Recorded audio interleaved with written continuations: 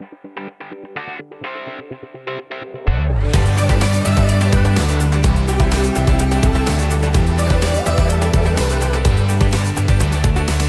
is really an award for the team. I always dreamed of, creating a dope startup. Coming from Utah, it's unbelievable. I feel very honored, honestly. It kind of came as a surprise, and the team pumped. A finalist in the service award category, and we just, fingers crossed, that we get it. And now that Silicon Slopes has taken it over, it's only going to be bigger, better, more splashy, and certainly more fun.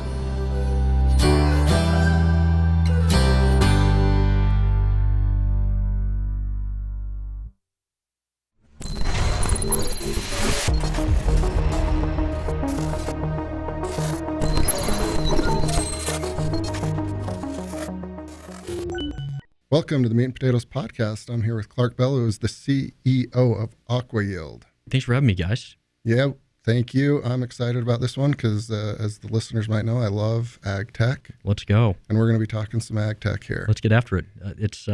There's a couple things I can talk about nonstop, and we've done a little bit before, but ag tech is one of them. So. Perfect. Okay, let's just start with the founding story of Aqua-Yield and your role in that. Yeah. So, genesis of Aqua-Yield is I'm a kid that grew up in the suburbs in Mill Creek, Utah, and then I farmed on the weekends. So my grandfather and my father, T.H. Bell and Warren Bell, started Lake Mountain Turf Farms in 1979. We are now called Biograss Sod Farms. So, here around Silicon Slopes, for instance, we provided all the sod for the golf course, a lot of the parkways around here, so on and so forth.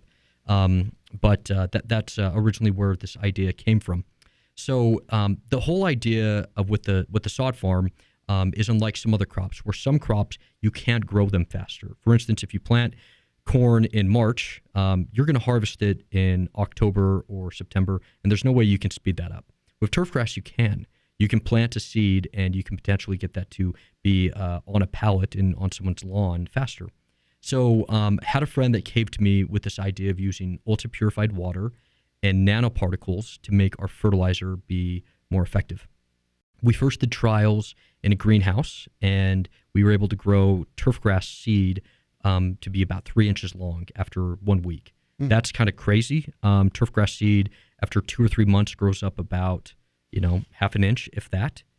So from the greenhouse, my father and I had been bugging him saying, hey, I think we need to check this out. We saw it, and those results, we said, wow, this is interesting. Fast forward to a couple months later, we did a trial on 2 quarter pivots. Quarter pivot is 2 33-acre blocks. So one 33-acre block had the same amount of fertilizer, same amount of chemical. We seeded it the same way. Nothing was different with it. The other block, we used at that time, a different version, but our Aqua-Yield nanotechnology, where we reduced the amount of phosphorus by 80% and did everything the same. Well, instantly we noticed that these nanoparticles in the soil were interacting and providing way more nutrients into the rhizosphere or into the initial layer of soil. And we reduced it by 80%, grew that crop 4.5 months faster, and that's kind of how this all started. The market is pretty massive. The agricultural inputs market is a $400 billion market. For the most part, it's controlled by large companies, Bayer, BASF, Syngenta, Nutrien, Simplot, Wilbur Ellis, companies that do billions a year. And what Aqua-Yield does, the problem we solve is we solve plant absorption problems of chemicals. So anyway, I kind of went into what Aqua-Yield is. You asked me about the foundation. So after seeing the results on our farm, we got together with 2 of our friends, Mike and Fraser Bullock. Fraser is a renowned investor from Bain Capital and, of course, Sorensen Capital, which is just, right around the corner from here. Mm-hmm. And we got some of our other sod farm friends that are across the world, and we divvied up some money and put it together to launch Aqua-Yield. Right after we saw what we could do to grow turfgrass better, one of our sod farm friends that's based in Florida made us aware of this issue that's going with citrus trees. So citrus trees, everybody, has orange juice. And one thing a lot of us don't know is most of the citrus trees in the U.S. are dying. They have this pestilence that's called citrus greening that's making it so that they can't get the fruit to go from green to orange and then be able to be pressed into orange juice or, so you can bite out of it. And one of the blockages that this disease, citrus greening, is bringing them is they can't get nutrients into the metabolism system. So they said, hey, you guys are able to get nutrients into a nanoparticle, and that's delivered much more efficiently now. Let's try that on citrus greening.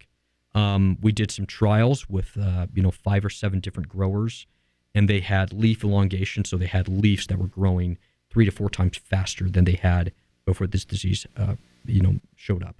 So we went from good results in sod farming to now we're helping Florida citrus. And year 1 we did $500,000, and that was how we got started into this market.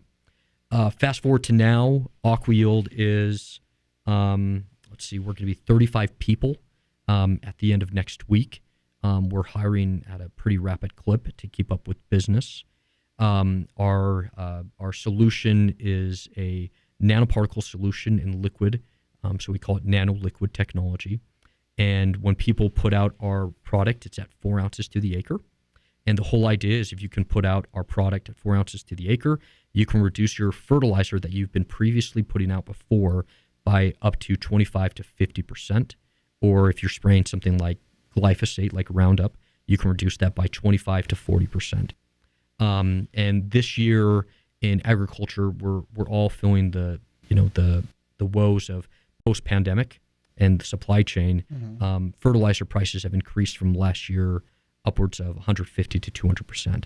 So we're solving a major problem that farmers are facing, which is I can't afford this fertilizer, or if I could afford it, how would I be able to get it at the certain times or whatever? And Aqua-Yield with our nanoliquid technology is solving a lot of these problems for these farmers. Yeah. What you just said is amazing to me. 4 ounces is not very much, and an acre is a lot. It is. Yeah, 4 ounces for 44,000 square feet for if you don't know how much an acre is. Yeah.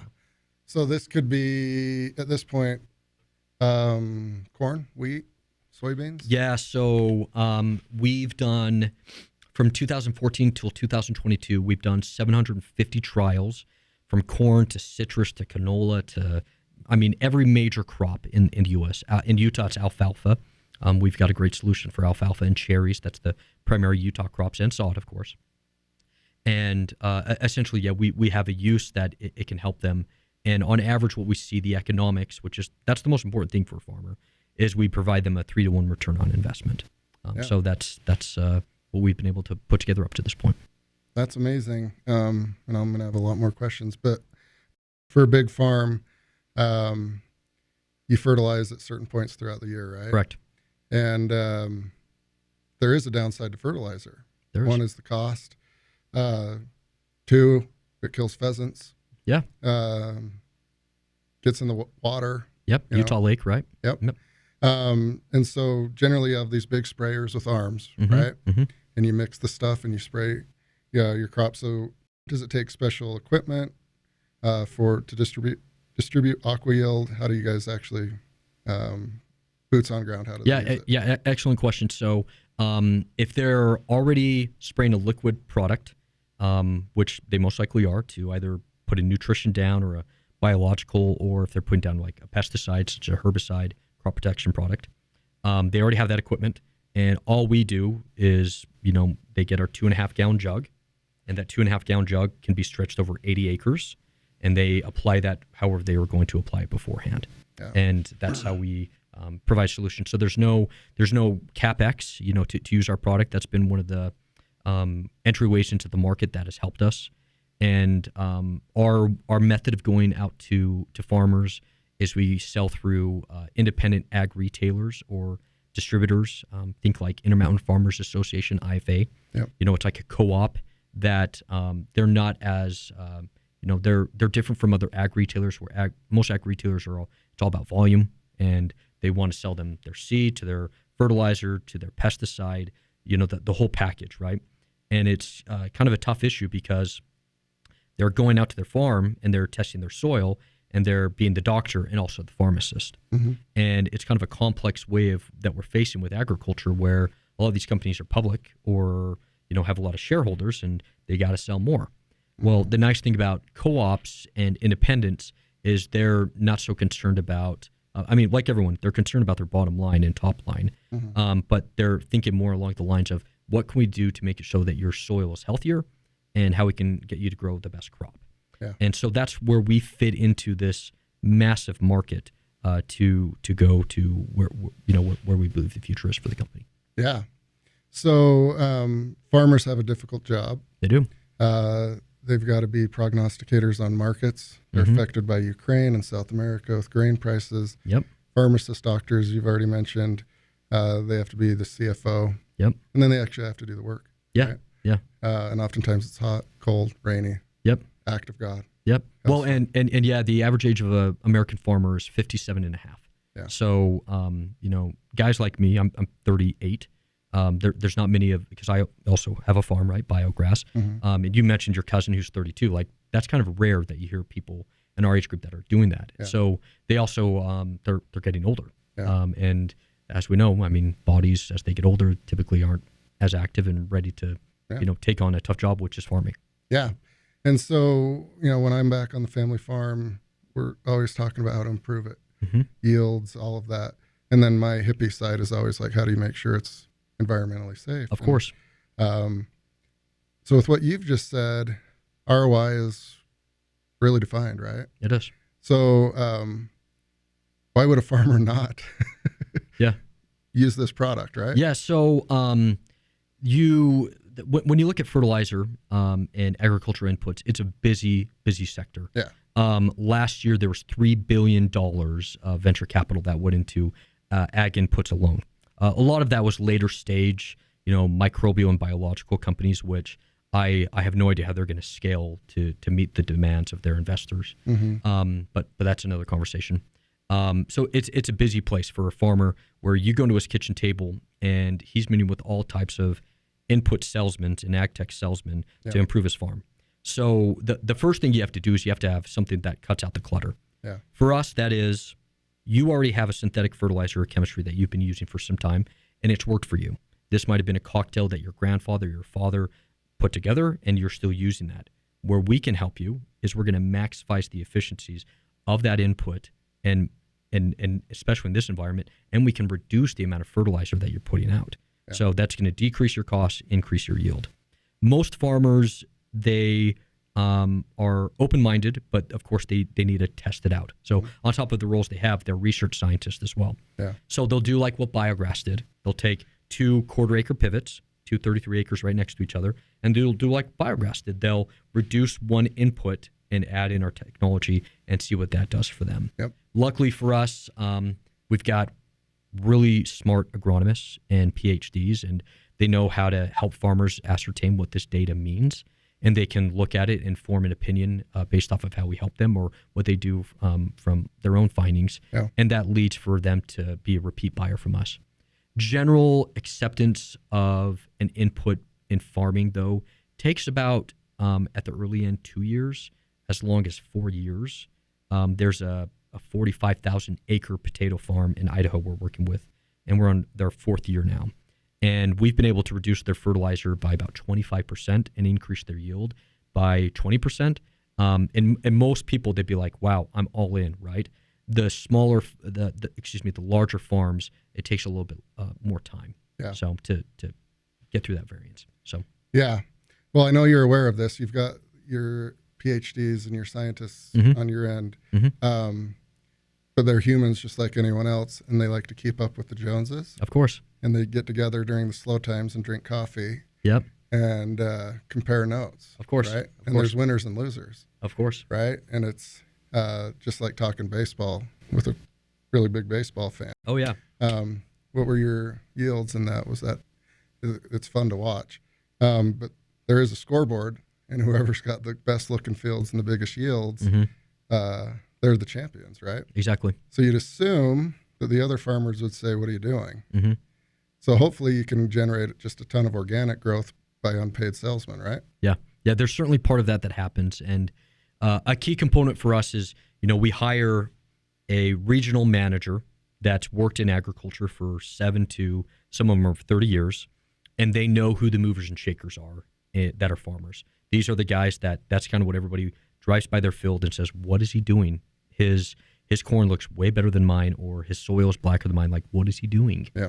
And so you kind of target those guys to try your technology The tough part of that is, though, they're typically the most educated and, can cut fluff out. So when you come in and say, hey, I'm going to cut your fertilizer by half and increase your yield by 25%, they're like, well, that's not possible. There's no way, right? And then you show them the data, and they're like, okay, you guys might you crazy Mormons from Utah might be onto something. Sure. And they'll give it a try. But that's the selection process that we go through in this crazy industry. Yeah.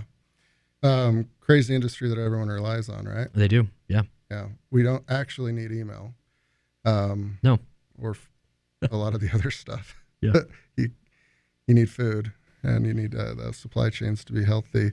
So with the nanotechnology, is it engineered specifically for different crops, or is that one formula is good for all? Yeah, no, great question. So we have 16 different products.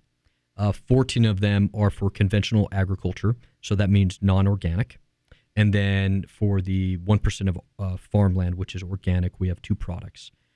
So those are called Aqua-Yield nanoliquid products are the 14, and then the 2 are called Omni Crop Care. So that's for that side of things.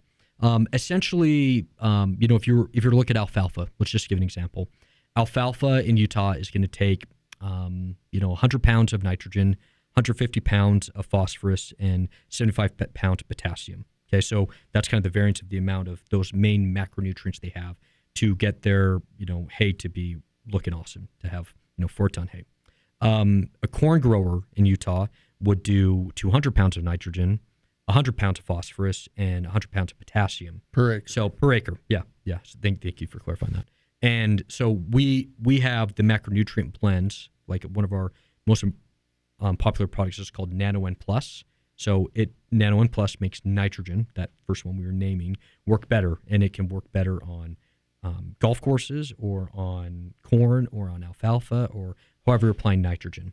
So what we've done is we've put together what we call preloaded nanoliquid products. So they have the nitrogen and the nanoparticles in them.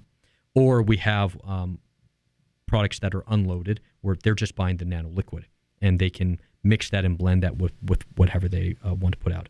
The unloaded products, the ones that it's called Nano Pro or Nano N Plus, those ones are actually our top sellers. But there are a lot of growers that like knowing that inside of this gallon of Aqua-Yield product, there's 9% zinc that they can put out. So that's kind of how we design the products to meet the demand of the market. Very cool.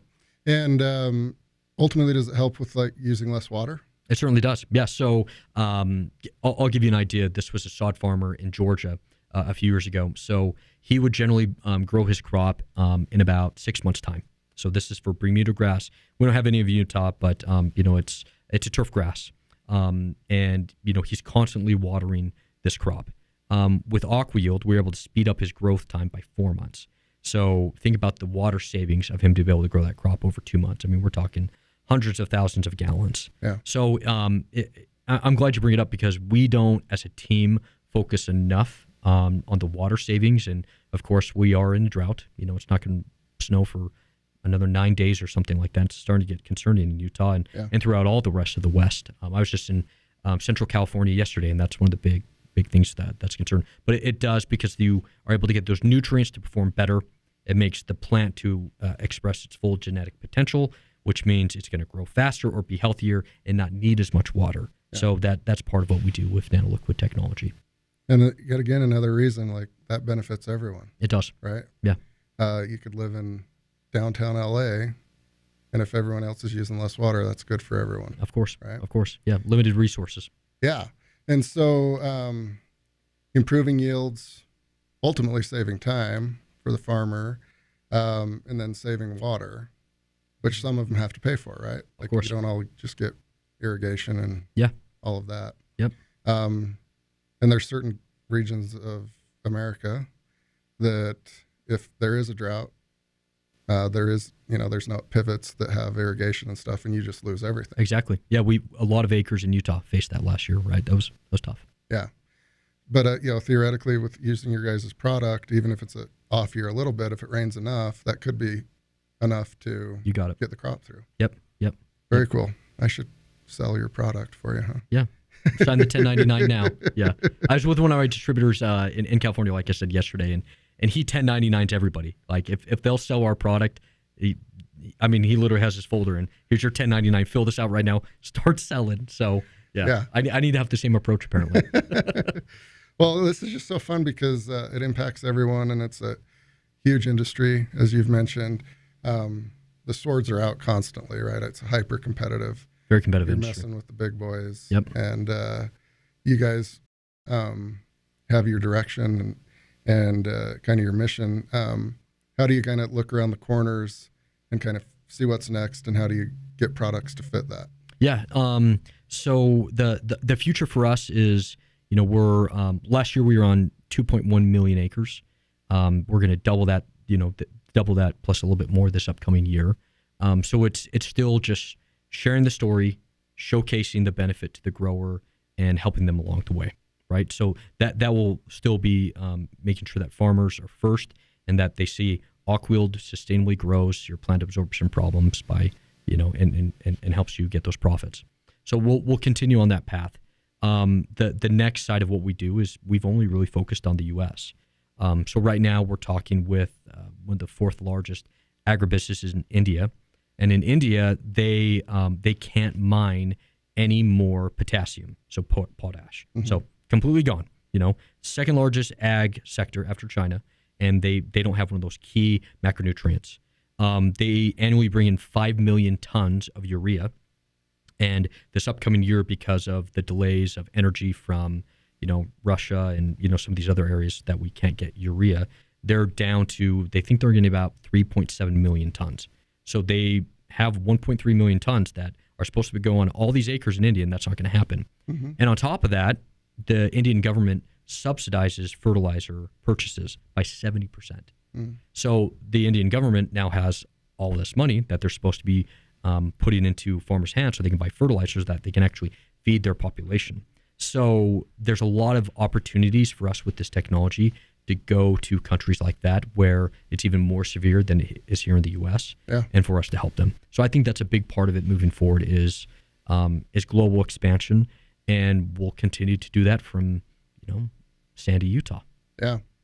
And we've never known what it's like to be on the razor's edge, right? But this is just one more example of how close it's always teetering, right? Yeah. With a country like that, you miss out on some harvests, or if things go haywire, mm-hmm. It's bad deal. Mm-hmm. Bad deal. Yeah, fertilizer is food for food. And so just to define what that is, and we're imagine if gas prices went up 220%. The riots we would see. Right. And that shows you how resilient farmers are, that they're dealing with that and they understand the market systems and, everything that we face, and they're still fighting through it. But food prices at the grocery store, they're going to be going up. Yeah. Produce is going to be more. And, my expectation is that you're going to see, typically organic produce is more, right? Typically it's double. I think we're going to see a lot of conventional crops where you're going to be buying your banana and it's going to be, $1.70. Now it's $3.50, and then you're going to look in your organic and it's $4. Yeah. That's what we're facing right now. And being part of the agri-food conversation and solving these problems, I can't think of a more notable thing to be doing with your career, and I'm pretty excited about it. I would agree. So I have my own little farm. It's about as big as this little studio. Yeah. It's just in my backyard. And I enjoy it a lot. Mm-hmm. I tinker and experiment. And last year, I don't take a lot of pride in my grass. One, because I feel guilty watering it. Mm-hmm. All it is the front lawn. Yeah. We play in the backyard. Mm-hmm. So it looked awful, mm-hmm. and I'm fine with that.